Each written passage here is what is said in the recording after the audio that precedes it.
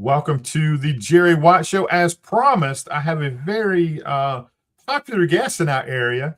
Our guest currently serves the people of Alabama as Secretary of State, where he's focused heavily on election integrity, voter confidence, and protecting constitutional rights for all Alabamians, for sure. He's also been in the State House representative. I think that was District 89, but I could be wrong. My memory is not what it used to be. And he is, just a strong conservative voice with Alabama values. I'm talking about none other Secretary of State Wes Allen. Thanks for being with us, sir. Yes, sir. Thank you, Jerry. I appreciate you having me on and giving me a few minutes to visit with you. Thank you so much. No, your time is precious, so we're not gonna. I just want people kind of to get to know you a little better. When you came on with Mayor Joe Taylor on the Kapow Show with Jeff Underwood, myself, we had such a good time, and like Yeah. I was telling you off air, people are still watching that video. They still ask questions about it. So first of all, you're hanging out with Joe Taylor. Yeah, who wouldn't? Listen, That's a fair point. Joe is the best, man. I love the mayor, and he's such a good friend and a dynamic leader for your area in Rainbow Right. City and just Etowah County in general. And I just am fortunate and blessed to call him a friend and just, enjoy always getting up there every chance I get to visit with him and others. And he's doing a great job. And we'll get a little more about this area, but first of all, I'll apologize. Did you guys come through the storms okay? I know it was horrible for the state of Alabama last night. Yeah, no, we did. It's still raining a little bit. I'm, obviously sitting in my truck parked in a parking lot, but yeah, we came through okay. I hope y'all are well. No, we're absolutely blessed. So, hey, let's talk a little bit about the campaign trail and Etowah County in particular, or this general area. Have you spent much time here? And if so, what kind of what do you like about this portion of the state of Alabama? Yeah, no, I've spent some significant time during, the campaign for lieutenant governor and other times as well. But it's, I got a lot of friends there. Got just a love for that area of the state, and it's a beautiful part of the state. I mean, it's an area where um, uh, hard work is appreciated. I know that, and the folks from Etowah County and your surrounding area, they're very proud of their state and very Sure. proud of their area. And I know y'all had some big announcement that's going to impact your area, last week or maybe the week before last. But that area up there is home to some great people, and we want to see it thrive there locally to where folks can prosper and that area can prosper and continue to grow. Let's talk about, like I said in the open, a little bit about voter confidence and voter integrity. You've kind of picked up the mantle and you're carrying that, and I appreciate that. Talk a little bit about that, and talk a little bit about how it's gained and how the people of Alabama feel better about their vote. Sure. Yeah, it's important. Election integrity is vital. I mean, that folks have confidence in the elections here in Alabama and at the local level. And, I'm a former probate judge from my time as in Pike County when I served for almost 10 years. And so election integrity is nothing new to me. It's something that, I knew firsthand, from appointing poll workers, training poll workers, just everything in between as far as what goes into election integrity and running an election and election administration at the local level. Your probate judges are all over the state are really, carrying the heavy load. Them and the circuit clerks who handle the absentee voting and the sheriffs who handle the custody of the ballots and boards of registrars who handle, the voter registration and poll workers on election day. But it is important. But the first thing that when I got in as secretary that I wanted to focus on was voter file maintenance, because if you don't have strong voter file maintenance and robust and regular voter file maintenance, we need to be removing those that are deceased, those that are moved out of state, those that are moved, making sure they're updated within the state of Alabama. They're updating their current location and their voter registration. And so we understood that. Our team went straight to work putting in good policy. And matter of fact, the policies that we have put in place, we made sure we put into state law. So no matter who comes after me as Secretary of State, they're going to be required to perform regular and robust voter file maintenance. It's just like daily hygiene, Jerry. You Yeah. brush your teeth every day, you wash your hair, you take a shower. We view that in the same vein as voter file maintenance. You know, the voter file and the voter roll in the state of Alabama is constantly changing and updating. So you got to stay on top of it. And with our policy change and with our new law into effect that requires the office to perform voter file maintenance, not just a one-time every 4 years, but constant updating and voter file maintenance, it's important that we are committed to that. And I can't tell you how much hard work the registrars throughout the state have done. And let me just say this to your audience. The registrars, the boards of registrars, 3 in every county around the state of Alabama, they are the only ones who can register you to vote or remove you from the voter file. I can't do that in the Secretary's office. The Secretary of State's employees can't do that. We can only compile the data. And then we send that out to these registrars' offices around the state, to the different various counties, and they perform the hygiene, what I just talked about, to update voter files. So it's important, and I wish there were other states around the country that were as aggressive as we are in these blue states and purple states, because it impacts elections. No doubt. We're blessed in Etowah County. We have Judge Scott Hassel. You talk about somebody that we believe in. That's a high integrity dude right there, for sure. Man, it is. And working with him and you know, just watching him and getting to know him and his work ethic and just a high caliber guy that he is. And the rest of the local election officials there, Sam and the sheriff and the rest of those guys, they do such an outstanding job, and they want to be right and they want to be perfect, and they have a high standard just like we do in our office. So, you know, working with them and working alongside them has been a real treat. And you know, because you know, I speak their language because I'm a former probate judge, and so when they call, you know, it's not some foreign language to me. So you know, they do a yeoman's job of the heavy lifting going on to make sure our election laws are followed and make sure the administration of our elections are well run. Sure, and Judge Hassel will preach the roof down too. I'm just saying, throwing that out there. Yeah. Hey, let's talk a little bit about the campaign trail, because I mean, you are everywhere. I mean, your social media. I don't know how you get to all these events, but I have a few questions here that some of the people watching, thank you guys for watching. Put your questions in here. One of them is how you're traveling all over Alabama right now. What's been the most interesting conversation you've had with voters since you started running for lieutenant governor? Oh, wow, man, that's a great question. That most interesting question I've had as I've traveled around the state of Alabama. Right. Well, man, we live in a great state, and it's a big state, you know, from the mountains to the beaches and everywhere in between.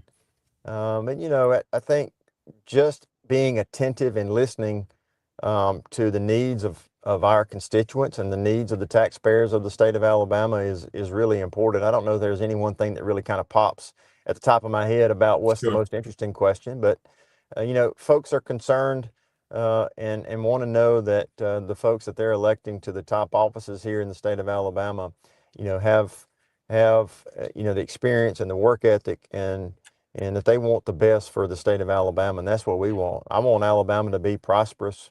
I want Alabama to continue on the road to growing and to making sure that we're protecting the Alabama culture, making sure we're a family-friendly state, making sure where you can practice your faith in public, our Christian faith in public, you know, and making sure that, you know, we have a great place to raise kids and our grandkids. I just don't want to look 5 years down the road. I want to be looking 30 to 40, 50 years down the road. So the Alabama that my grandchildren inherit will be a strong one. And I think that's very, very important. All right. And we're going to kind of stay on the campaign trail just a little bit with this next question. And you guys keep them coming. We're not going to get to many of them, but I appreciate you getting them in here. You're obviously spend a lot of time on the road. What is that go-to service station snack that gets you through your day? Oh man, I try to eat pretty clean, but What's the sometimes, fun of that?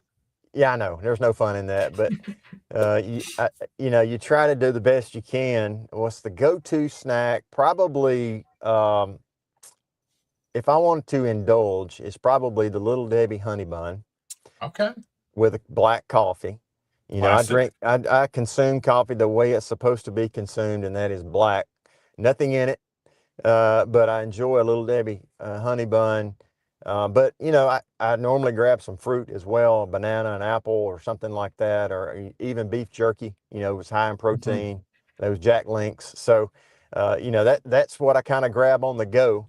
And we'll just as we travel around the state, we've had a few of them. What a great segue, because you Yeah. said Jack Links, and a future sponsor of the show is Look at Jack there. Links. So I'm Yep. saying could be a Yep. care package headed your I didn't way. I didn't know that was even a thing. I just said that because that's what I pick up from time to time. No, absolutely. Yeah. Um, here's a good one. We've all seen you on TV, out campaigning and whatever, but let's talk about you with the camera off, kind of the man behind. You put all that away. Well, Yeah. what's a what is or who is Wes Allen? Great question, guys. Yeah, no, thank you. Listen, faith, first of all, is faith in Jesus Christ, Amen. Lord and Savior, um, is most important. It is the foundation. And without that, we don't have any hope about anything. So I would say my faith, my church, is so important. And, family as well. My wife of 28 years, Kay. Um, she's a wonderful lady. And let me just say Mm, this, when you're on a campaign trail, no matter at what level, it is imperative that you've got a great wife or a spouse or to support you. And she has done that. And man, I'm so thankful for her. But your faith and your marriage is really important, and you got to pay special close attention to it. You can't ignore it. And so my faith in Jesus, my marriage to my wife, Kay, my two children. I got a son that's 23. He's married, and I got a daughter that's 21, and they're both in college. And we're very, very fortunate and been blessed with them. And so, in a nutshell, faith and my marriage and my kids and my church is really, really important to me. And then, I haven't had much time off mm. to do True. anything else. But I like to turkey hunt. I like to fish. I like to do those things to kind of unwind. But we've been so busy lately, I haven't been able to kind of course, turkey season comes in on the 25th, so it's not in yet. But hopefully, I'll get to sneak off at least once, maybe. I shouldn't have any meetings at daylight, but maybe I can go turkey hunt at least one time before the That's campaign's awesome. over. Yeah. That's awesome. Here's another great question. I guess thank you guys for putting this out here. It is your show. I just facilitate it. Hey, if you could sit down for dinner with any Alabama historical figure, past or present, who would that be? Great question, man. Great This question. this is Past or coming present? from a teacher. Actually, this one is. I won't give Okay. your name. You're supposed to be No, working no. on lesson plans right now. Yeah, no, no problem. I would say Governor Charles Henderson, Wow. who was from Troy. That's my hometown. Or, I was born and reared in Tuscaloosa County, but I moved to Troy to go to graduate school, and that's where we kind of put our roots down. But Yeah. that's the homestead. But Governor Charles Henderson was a man back in the early 1900s that did many things. He was just started a bank. He was mayor of Troy. He was a commissioner on the Railroad Commission. That's the precursor for the PSC, and then he, of course, became governor in 1915. And he left quite the legacy for Pike County. And he left a trust that built schools, Hmm. that built a child health care that is still open to this day, um, treating kids in the southeastern part of the state, in Troy and the surrounding area and the surrounding counties around Pike County. So you talking about leaving a legacy. The man left a legacy.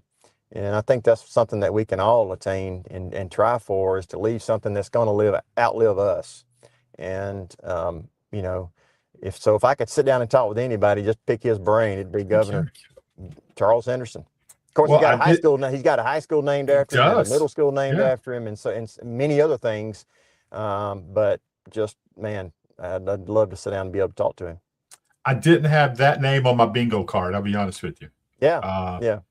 We knew it wasn't going to be Joe Taylor and, you know, well, that's a different story. I talk to Joe quite often. Yeah. But who pays that bill when you guys sit down for dinner? That's what I need to know. That's a different show. Don't worry about that. Yeah, I understand. Okay. Okay. This is a little tougher question here.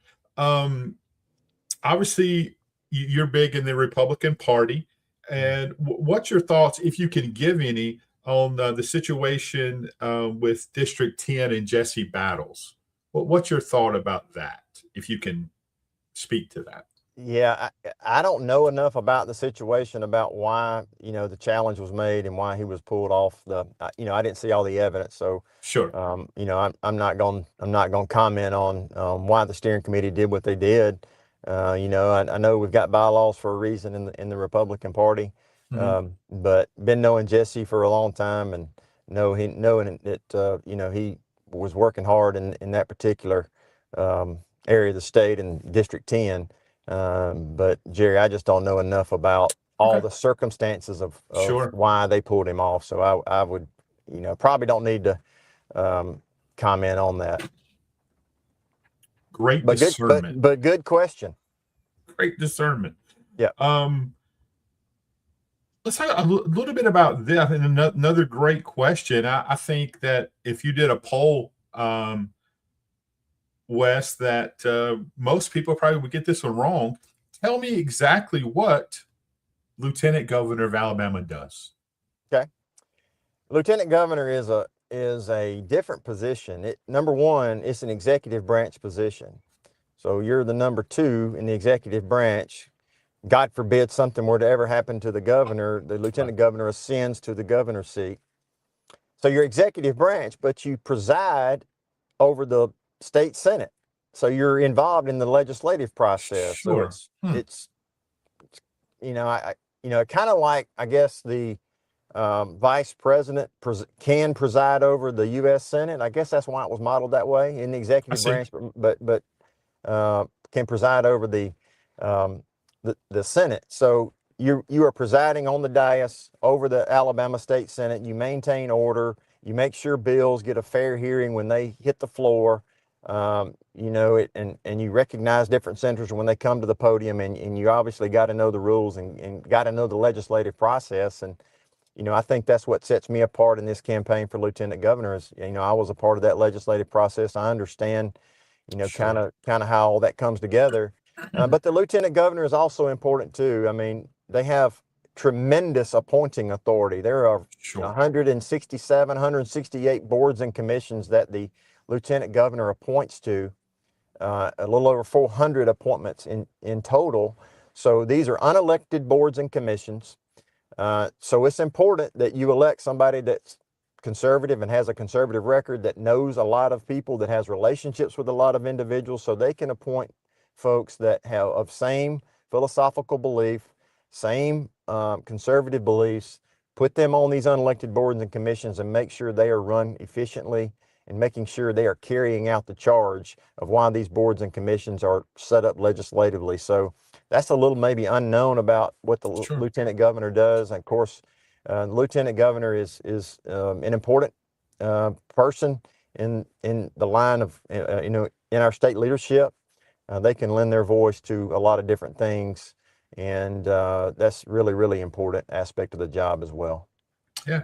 Hey, and good. Thank you guys for that question. Here's another good question. We're getting deep now. People must be getting the coffee rolling after not much sleep last night.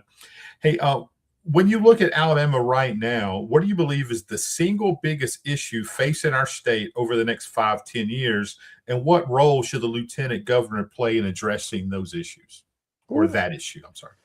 Yeah. So the lieutenant governor does not have a vote in the Alabama State Senate. They just preside. The only time they would possibly vote is if there's a tie among the Right. state senators voting in the Alabama State Senate. So don't really necessarily have a vote, but they do have a voice. And that's a great question. You know, I travel all over the state of Alabama. You know, one of the things that I want to focus on is, you know, the things that government is responsible for, we got to make sure government is efficient at.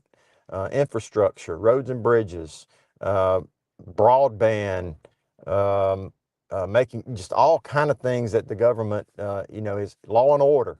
You know, that type thing is really, really important. If we don't have safe streets and law and order and locking up criminals, really, what do you have? I mean, you got to have a civil society. You got to have order. And, you know, we serve a God of order, and we got to have a society that is orderly, and we got to respect law and order, and we got to support law enforcement, and we got to, you know, all those things. Rural health care is another thing that I hear quite often, Jerry.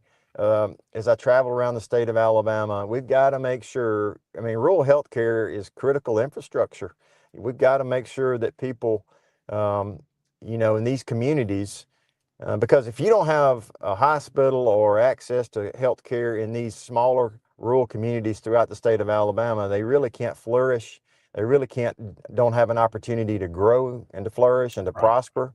So I know the federal government's going to be sending some money through that one big beautiful bill that was passed last year. That's not a long-term fix. So we've got to make sure we're getting at the table, getting all the stakeholders involved, to sit around and discuss these issues, dealing with rural health care. I don't have all the answers, Jerry. I don't claim to have all the answers, but I do want to bring stakeholders together and be a part of that answer. Because we got to make sure these communities have, you know, some hospitals and healthcare in those communities. No doubt. Excuse me. I'm gonna throw this one out there. This could be a very controversial. This may end up on the national news. This answer, so pay very close attention to your answer. All right, okay, Jerry, I got you. What is your favorite barbecue in the state of Alabama? That could get heated. It could get serious. So if you're out eating barbecue somewhere, where's the West Allen favorite barbecue joint? I was in Coleman. I was in Coleman this weekend. I ate at Johnny's Barbecue. I don't know if anybody on your show or all your viewers know where Johnny's is, but that's a great spot, one I like to go to when I'm, you know, traveling up in North Alabama and in the Coleman area. You know, Hook's Restaurant in Troy, Alabama. Okay. Taking it home. Okay. Just friends there. You know, my wife and I normally go there on Sundays after church, and we ate there yesterday, and just good friends and good people, good hardworking people that want the best for their community, just like I see throughout the state of Alabama. But there's so many good ones around, man. That's a tough one, but I was just kind of giving you two that. You know, one I'd recently visited, Johnny's in Coleman, and Hook's Restaurant there in Troy. Obviously, in Etowah County in Northeast Alabama, we like our food. Well, hey, listen. I mean, if you got one there locally, pass it along to me, and I'll make sure that we'll I stop in next time. Absolutely, and this one, obviously, this person knows you. So, what's your favorite place to eat in Tuscaloosa? The Waysider, probably. Great breakfast location. Of course, the old original Dreamland Barbecue. Sure. Is good. You know, I was born and reared in Cottondale, which is an unincorporated part of Tuscaloosa County, and you know, that's my home. And but there's so many good spots there in Tuscaloosa County. I like the diner over in Northport. Yep, the diner's a good spot. It is. But the Waysider is hard to beat on an early morning breakfast, and just an iconic spot there. Ramajama there by the stadium is another good one that I like to go to and see a lot of friendly faces. Well, we're going to wrap up with this one. I know you got to go, very busy day. Again, thank you for being so gracious with your time.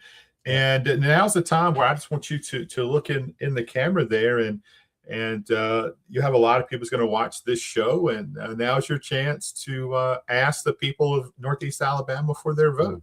Mm. And what a privilege that is, Jerry. I mean, think about Sure. it. Yeah. You know, I've been able to serve in the judicial branch as a probate judge for almost 10 years, where you're sitting across the table in the desk from individuals that sometimes are in a low point in their life. When you're sitting across the desk from a mom and a dad who have an adult son that is experiencing a mental health crisis, and as a probate judge, that's a large part of that your particular duties. Or just when anybody comes in and they've got issues or got a problem, got a stump in the road, you're there to help them solve that problem and get them where they need to go. You may not be, as a probate judge, what they particularly need at that moment in your services, but as a probate judge, you are a liaison to a lot of different people and agencies throughout government, all levels. And so, you know, I saw myself as a conduit, as a liaison, and to help people solve issues. And then, you know, serving not only in judicial branch, but the legislative branch as a state house member, and leading the charge to protect children in Alabama from those mutilating surgeries that were trying to change their sex, or the puberty blockers, or the cross-sex hormones. I was so proud to sponsor that legislation, get that across the finish line in April of 2022. And of course, that's now law of the land, where we protect children in the state of Alabama from those life-changing decisions there. And, you know, voting to you know, make sure that we cut red tape and cut administrative rules, and to, you know, make sure Alabama's prosperous in the legislative process. And then, of course, serve as Secretary of State. And all the things that we have done to make sure voting and our elections are strong and secure and transparent and accountable, and making sure that only American citizens are voting in our elections. Right. Making sure we defend photo identification, making sure that no absentee ballot harvesting is taking place in the state of Alabama, making sure that when we get those cases, we turn those over to the local DAs and the AG, who are prosecuting some cases even as I speak today. And so all of that experience, I say, is there's nobody else in this race, Jerry, to become Alabama's next lieutenant governor that has the conservative record that I have. It's a conservative record versus rhetoric. And, you know, I've rolled my sleeves up and protected Alabama. And we're so very, very proud of my record. I'm proud of the things that we've been able to do. And I want to be a part of the leadership team of the state of Alabama. I want to be a good teammate for Coach Tuberville. And I want to make sure that I can use the relationships that I've been able to establish, like with Judge Hassel and with Joe Taylor and with city councilmen and with county commissioners and with legislators all over our great state, to be a positive influence from that chair for lieutenant governor, to use the voice of the lieutenant governor to make Alabama strong and prosperous, but at the same time, protecting our Alabama culture and what makes Alabama great. And I want to pass along a state, I mentioned that earlier, to my grandkids, not just 5-10 years, but 40, 50, 60 years to my grandkids and great-grandchildren, where they can be proud to call Alabama home. And we want to work on those issues we kind of touched on a little bit earlier that impacts so many people around our state. We want our state to be prosperous.